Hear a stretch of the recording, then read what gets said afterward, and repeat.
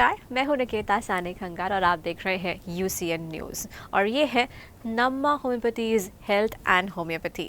और आज हम बात करने वाले हैं वेरिकोज वेन्स के बारे में।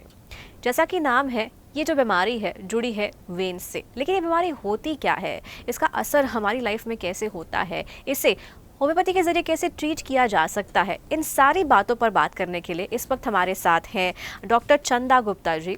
Hello and welcome. नमस्कार। जैसा कि मैंने कहा, वेरिकोज वेन्स ये जो बीमारी है, ये वेन्स से जुड़ी बीमारी है। तो ये होती क्या है और कैसे होती है ये बीमारी?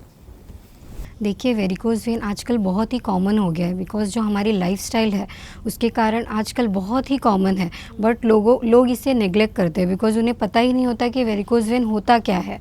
ठीक है, तो वेरिकोज वेन में ये होता है कि हमारे पैरों में हरे नीले कलर की मोटी मोटी नसें दिखने लग जाती है। बट शुरुआत में तो ये मोटी नहीं होती, ये जस्ट स्पाइडर वेन की तरह दिखती है, मीन्स एक जाली की तरह कुछ नसें दिखते हैं पैरों में। बट पेशेंट्स को ये समझ में नहीं आता कि ये भी वेरिकोज वेन हो सकता है। तो जब तक वो कॉम्प्लिकेटेड नहीं होता तब तक वो डॉक्टर के पास नहीं जाते। तो शुरुआत में सिर्फ स्पाइडर वेन की तरह दिखता है जो एसिम्प्टोमेटिक रहता है, इसके वजह से कोई सिम्टम्स नहीं आते, कोई तकलीफ़ नहीं होती। बट जब हम इसे इग्नोर कर देते हैं तो नेक्स्ट जो नसें होती है वो मोटी मोटी हो जाती है, जिसके कारण ब्लड हमारे पैरों में नीचे रुकने लग जाता है। तो पैरों में भारीपन आना, पैरों में दर्द होना, ये सब चीज़ें होने लग जाती है, पैर में क्रैम्प्स आना, ये होता है।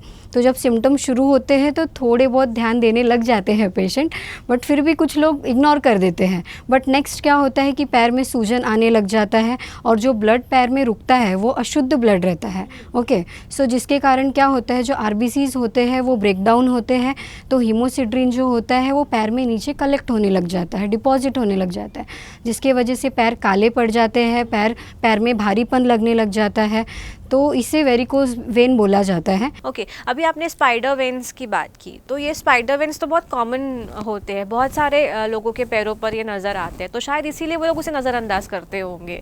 तो क्या किसी को भी अगर स्पाइडर वेन स्पॉट होते हैं तो उन्हें तुरंत ही दिखा देना चाहिए कि कहीं ये वेरिकोज वेन्स तो नहीं है? जी बिल्कुल दिखाना चाहिए, बिकॉज इससे निगलेक्ट करते हैं तभी तो कॉम्प्लिकेशन में जाते हैं। तो स्टार्टिंग में ही अगर इसका ट्रीटमेंट ले लिया जाए तो ये डिजीज़ प्रोग्रेस नहीं होती है। ओके, और आपने यहाँ पे मेंशन किया कि कई बार ये असिम्प्टोमेटिक भी होते हैं, तो ऐसे में कौन सी चीज़ों पे ध्यान देना चाहिए और सिम्टम्स इसके क्या हो सकते हैं आगे? सिम्टम्स बोला जाए तो देखिए, स्टार्टिंग में तो सिर्फ भारीपन महसूस होता है बिकॉज ब्लड नीचे कलेक्ट होने लग जाता है, तो भारीपन और पैर में क्रैम्प्स आना, ये बेसिक स्टार्टिंग सिम्टम्स है। बट इसको जब निगलेक्ट करते हैं तो क्या होता है, पैर में सूजन आने लग जाता है और पैर जब काले होते हैं, खुजली होना, ये सब चीज़ें होने लग जाती है। कभी कभी कैसा होता है कि वेन्स इतने फूक जाते हैं कि उसे ध्यान ना दिया जाए तो वो फूट जाते हैं, जिसके कारण ब्लीडिंग होता है। तो उस ब्लीडिंग को रोकना इतना आसान नहीं होता है। तो ये सारे सिम्टम्स होते हैं पेशेंट में बेसिकली। सो ध्यान देना बहुत ज़रूरी है, स्टेप बाय स्टेप आपको इन चीज़ों पे ध्यान देना ज़रूरी है। तो इसके कॉम्प्लिकेशंस के बारे में अगर डिटेल में बात की जाए तो ये आपकी डेली लाइफ में कैसे चीज़ों को ऑब्स्ट्रक्ट कर सकते हैं? देखिए, इसके कॉम्प्लिकेशंस बोले तो पहला तो वेरिकोज एक्जिमा होता है, जिसके कारण बहुत ज़्यादा इचिंग होती है और स्किन, जो वेरिकोज वेन में जो स्किन होता है वो बहुत ही ब्रिटल हो जाता है, तो खुजाने के बाद वो स्किन निकलने लग जाते हैं। तो धीरे धीरे ऐसे ही उसको जब पेशेंट इग्नोर करते हैं और वो खुजवाने के बाद में एक वो ज़ख्म हो जाता है, छाला हो जाता है, अल्सर हो जाता है, जिसको बोलते हैं वेरिकोज अल्सर। तो ये जो अल्सर है ये सालों साल चलता रहता है, बहुत जल्दी ठीक नहीं होता। स्पेशली इसमें ये जब डायबिटिक पेशेंट को होता है तो इसमें इन्फेक्शन होने के ज़्यादा चांसेस होते हैं, एंड बिकॉज ऑफ डायबिटिक ये और भी जल्दी हील नहीं होता। बेसिकली नॉन हीलिंग अल्सर होता है, जल्दी ठीक नहीं होता, तो जल्द से जल्द ध्यान देना बहुत ज़्यादा ज़रूरी होता है। इसे यहाँ पे नहीं रोका गया तो नेक्स्ट इसका जो कॉम्प्लिकेशन होता है DVT बोलते हैं, जिसको nothing but deep vein thrombosis. इसमें क्या होता है कि जो हमारे वेन्स होते हैं उसमें क्लॉट्स फॉर्म होने लग जाते हैं। क्लॉट्स मतलब थ्रोम्बस। ओके, सो जब ये थ्रोम्बस वहाँ से टूट के निकलता है तो ये कभी हार्ट में जाके लॉज होता है, तो कभी लंग्स में, तो कभी ब्रेन में। तो जब ये हार्ट में लॉज होता है तो MI, that is basic means heart attack होने के चांसेस होते हैं। लंग्स में हुआ तो लंग एम्बोलिज्म और लंग्स के प्रॉब्लम शुरू होना। अगर ब्रेन में हुआ तो स्ट्रोक वगैरह होने के चांसेस होते हैं। ओके, सो मतलब इन पर ध्यान देना बहुत ज़रूरी है, नहीं तो ये एक्चुअली बहुत बड़ा रूप ले सकते हैं, बहुत हार्मफुल आपके लिए ये वेरिकोज वेन्स साबित हो सकती है। अच्छा, इसको लेकर एक बात हमेशा कही जाती है कि इसका कोई इलाज नहीं है, इसका कोई इलाज नहीं है, तो नम्मा होम्योपैथी इसे किस तरह से ट्रीट करता है? नहीं, ये बहुत बड़ा मिथ है कि इसका कोई इलाज नहीं है। इसका इलाज है, बट द थिंग इज़ कि पेशेंट करेक्ट टाइम पे आते नहीं हैं। पेशेंट क्लिनिक में तब विजिट करते जब ऑलरेडी उनके पैर में ज़ख्म हो गया रहता है, या तो वेन्स बहुत ही ज़्यादा डायलेटेड हो गए रहते हैं, फुगे फुगे हो जाते हैं, तब या तो किसी को कभी ब्लीडिंग हो जाता है और वो ब्लीडिंग नहीं रुकती, तब जाके वो डॉक्टर को कंसल्ट करते हैं। तो उस समय फिर थोड़ा डिफ़िकल्ट हो जाता है, बट वो स्टार्टिंग में अगर उसको हम ट्रीट करें तो स्टार्टिंग में हम उसका प्रोग्रेस रोक सकते हैं ताकि ये डिजीज़ आगे की तरफ ना बढ़े।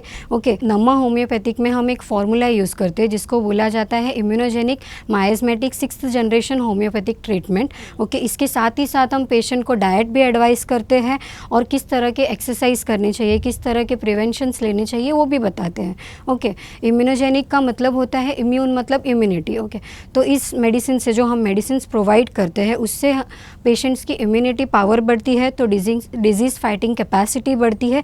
जेनिक मीन्स क्या होता है कि बहुत बार ऐसा होता है कि वेरिकोज वेन बहुत ही यंग एज में दिखता है। ओके, तो उस टाइम पे यंग एज में इसलिए दिखता है बिकॉज वहाँ पे लाइक फैमिली हिस्ट्री रहती है, तो जेनिक मीन्स जेनेटिक। ओके, तो इस टाइम पे जो रिकरेंसी होती है, जो जेनेटिक प्रॉब्लम होता है, वो भी हम रोकने की कोशिश करते हैं।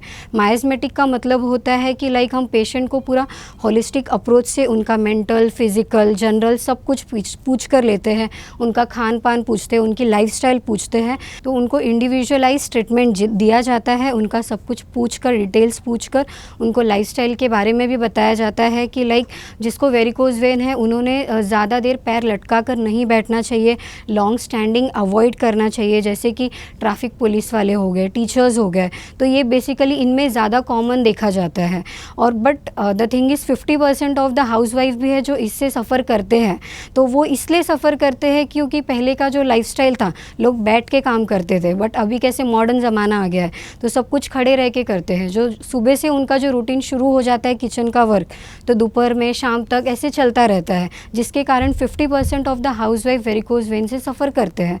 ओके, तो उनको हम बताते हैं कि लाइक किस तरह से उन्होंने प्रिवेंशन लेना चाहिए, लाइक सोते वक्त उन्होंने पैर के नीचे लोड रखना चाहिए, पैर बैठते वक्त पैर ऊपर लेकर बैठना चाहिए, ये सब चीज़ें हम उनको बता कर देते हैं। और एक्सरसाइज बताते हैं, जैसे कि साइकिलिंग बहुत ही इम्पॉर्टेंट एक्सरसाइज है। इसमें क्या होता है, साइकिलिंग के टाइम पे जो हमारे काफ मसल्स होते हैं वो प्रेशर करते हैं, तो जो ब्लड होता है जो नीचे रुक रहा है वो ऊपर की तरफ जाता है। बेसिकली वेरिकोज वेन में वॉल्व जो रहता है वो डैमेज हो गया रहता है, तो उसको रिपेयर होने के लिए हमारी मेडिसिन हेल्प करती है। सो ये थाई मसल्स में या काफ मसल्स में कहाँ ज़्यादा दिखाई देते हैं? काफ मसल्स में ज़्यादा दिखाई देते हैं। ओके, और ऐसा क्यों होता है? बिकॉज देखिए, लॉन्ग स्टैंडिंग के वजह से क्या होता है, जो काफ मसल्स होते हैं वो कॉन्ट्रैक्ट नहीं होते हैं। बेसिकली जब हम मूवमेंट करते रहते हैं तो वो मसल कॉन्ट्रैक्ट होता है। वहाँ पे एक मसल होता है जिसको बोलते हैं सोलियस। सोलियस मतलब उसको एक नाम भी दिया गया है कि लिटिल हार्ट। लिटिल हार्ट का काम क्या होता है, ब्लड को पंप करना। तो जो हार्ट है वो ब्लड को पंप करता है नीचे की तरफ। ओके, तो ग्रेविटेशनल फोर्स से ब्लड तो नीचे तो ईजिली चला जाता है, बट ऊपर आना like anti gravity flow. Heart का काम क्या है, ऑक्सीजनेटेड ब्लड को नीचे पहुंचाना। बट जब वो ऑक्सीजनेटेड ब्लड ऑक्सीजन सब कुछ सप्लाई करने के बाद डीऑक्सीजनेटेड ब्लड जो नीचे आता है पेरिफेरल एरिया में, वो फिर से हार्ट के पास जाना चाहिए प्योरीफाई होने के लिए। तो but due to anti gravity flow ज़्यादा प्रेशर नहीं हो पाता। जब हम बैठते हैं तो हमारे मसल्स कॉन्ट्रैक्ट नहीं होते, तो क्या होता है कि जिसके वजह से ब्लड नीचे ही रुकता है, वॉल्स डैमेज होते हैं, तो ये सब चीज़ें होती है। तो मूवमेंट करना बहुत ज़्यादा ज़रूरी है। मूवमेंट करना ज़रूरी है, जैसे कि आपने बोला, हाँ, लॉन्ग स्टैंडिंग अवॉइड करना, पैरों को फोल्ड करके बैठते वक्त बैठना, ये कुछ प्रिवेंटिव मेजर्स हैं। इन्हें अगर और एक्सटेंड किया जाए तो और क्या क्या बता सकते हैं आप? प्रिवेंटिव मेजर्स तो बेसिकली वेट लॉस, ओके, और प्रेगनेंसी के टाइम पे भी दिखता है वेरिकोज वेन। बेसिकली वुमेंस को तो प्रेगनेंसी के टाइम पे ही आ जाता है, बट कैसा होता है कि आफ्टर प्रेगनेंसी कुछ वुमेंस में ये चला जाता है, बट कुछ वुमेंस में रह जाता है, तो उस पर ध्यान देना बहुत ज़्यादा ज़रूरी है, नहीं तो ये बढ़ जाएगा। ठीक है, और दूसरी बात कि जो अपने टीचर्स हो गए उन्होंने भी थोड़ा ये देखना चाहिए कि वो बीच बीच में लेक्चर्स के बीच में जो भी उनको टाइम मिलता है तो पैर लंबे करके बैठे जाए, बेसिकली लेग एलिवेशन। ओके, और साइकिलिंग करना, वेट लॉस करना, ये सब चीज़ें बहुत ज़्यादा इम्पॉर्टेंट है। ओके, छोटी लेकिन इम्पॉर्टेंट चीज़ें हैं, इन पर अगर ध्यान दिया जाए तो इनके कॉम्प्लिकेशंस को, वेरिकोज वेन की कॉम्प्लिकेशंस को टाला जा सकता है। राइट, यहाँ पर वक्त है अब कॉल पर बात करने का। जो फ़ोन कॉल्स हमें आ रहे हैं उनका जवाब देने का। चलिए जानते हैं कि इस वक्त फ़ोन लाइन पर कौन है और उनका क्या सवाल है। मेरा नाम नितिन है। मेरी एज 35 है और मैडम मैं पुलिस डिपार्टमेंट में जॉब करता हूँ और मुझे वेरिकोज वेन की प्रॉब्लम हो चुकी है। अब मेरा ऑपरेशन भी हो चुका है पर कोई असर नहीं दिख रहा है इस बारे में। तो क्या नम्मा होम्योपैथी मेरी कोई मदद कर सकता है? प्लीज़ मुझे बताइए। नमस्कार सर। देखिए जो भी आपने तकलीफ़ बताई आपने ऑलरेडी ऑपरेशन तो करवा लिया है, बट जो आपका जॉब है लाइक जो आप पुलिस में हैं, ठीक है, तो because of long standing varicose vein police में पुलिस वालों को टीचर्स को बहुत कॉमन है जो होता है। तो इवन आपने ऑपरेशन किया है फिर भी आपको हो रहा है, ठीक है। तो आप नम्मा होम्योपैथी में ट्रीटमेंट ले सकते हैं। आपके आसपास में अगर कोई ब्रांचेस हो तो आप वहाँ पे विज़िट कर सकते हैं। हम डेफ़िनेटली आपको इसका इलाज दे सकते हैं। हमारे यहाँ इम्यूनोजेनेटिक माइस्मेटिक 6th जनरेशन होम्योपैथिक ट्रीटमेंट दिया जाता है, जिसमें आपका पूरा केस डिटेल में लिया जाता है, पूरी हिस्ट्री पूछी जाती है, आपको एक प्रॉपर डाइट और एक्सरसाइज भी सजेस्ट किया जाता है और डेफ़िनेटली इसका सोल्यूशन हमारे पास है। तो आप प्लीज़ विज़िट करिए। तो ज़रूर से आप नम्मा होम्योपैथी विजिट कीजिएगा। और अगर आपको वेरिकोज वेन्स के अलावा और भी किसी बीमारी के बारे में जानना है, उनकी ट्रीटमेंट आपको लेनी है, तो आप महाराष्ट्र एंड कर्नाटका में इनके ब्रांचेस में विजिट कर सकते हैं, जो कि मुंबई, पुणे, कोल्हापुर, सोलापुर, नागपुर, औरंगाबाद, नांदेड़, अकोला और नासिक यहाँ पर मौजूद हैं। एक लास्ट मैसेज आप हमारे व्यूअर्स को क्या देना चाहेंगे? प्रिवेंशन भी करिए और साथ ही साथ होम्योपैथिक ट्रीटमेंट भी लीजिए, बिकॉज़ इसका कोई साइड इफ़ेक्ट नहीं है और इसमें कोई केमिकल या स्टेरॉइड हम यूज़ नहीं करते हैं। तो इस मेडिसिन से हम आपका जो रिकरेंसी है, जो बार बार आपको वेरिकोज वेन होता है या उसके कारण जो बार बार अल्सर होता है जो ठीक नहीं होता है, उसे हम ठीक कर सकते हैं। तो आप हमारे किसी भी नम्मा के ब्रांच में विज़िट करिए और डेफ़िनेटली इस सुविधा का लाभ उठाइए। बिल्कुल। तो आज डॉक्टर चंदा गुप्ता से हमने जाना वेरिकोज वेन्स के बारे में, और भी बीमारियों के बारे में जानते रहेंगे health and homeopathy by Namma homeopathy में। मैं हूं निकेता खंगार, देखते रहिए UCN न्यूज़।